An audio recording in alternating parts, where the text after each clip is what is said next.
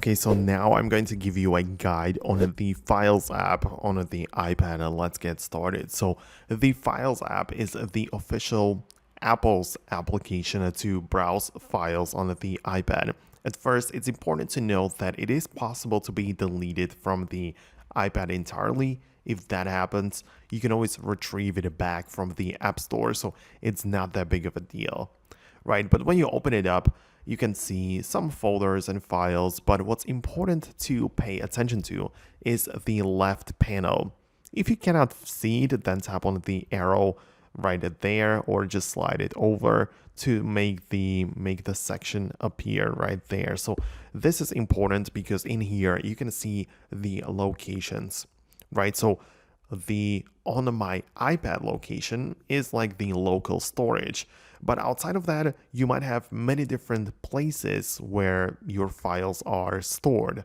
So you have your on my iPad, as I said, but if you connect a USB or SD card external storage, it is also going to appear as another storage place in here in the left panel part of the location. So you can switch to that and move the files in between them, right? So that's very useful. Outside of that, you also have access to cloud storage. So right there, we also have iCloud Drive, where essentially you can find files too, but these are not stored locally on the iPad. Instead, they are part of your iCloud. Outside of that, you can also add the Google Drive, Dropbox, even some third-party apps in here where you can also browse the files, whether on cloud or locally within that application, and you can move files in between these locations, which is very useful. Below there, you also have the favorites, which for me is just downloads and tags, because obviously you can tag individual things in like different colors.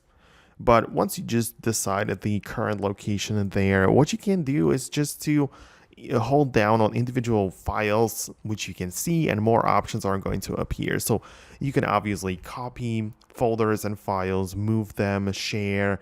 You can get more information, rename them, duplicate, open up a new folder with that, and just like move everything around as much as you like.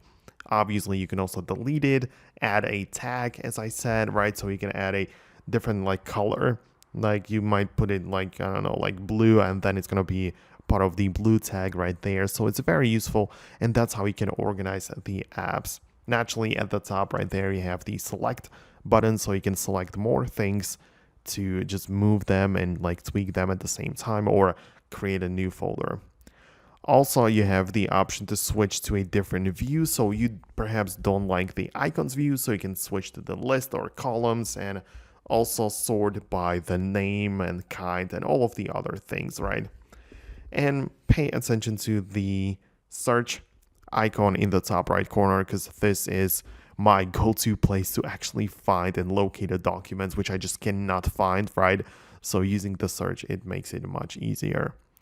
And one last very important feature, which people overlook a lot of times, is the scanning feature, right? So as you have your Files app open, you can tap on the three dots in the left menu, and this gives you the option to scan a document.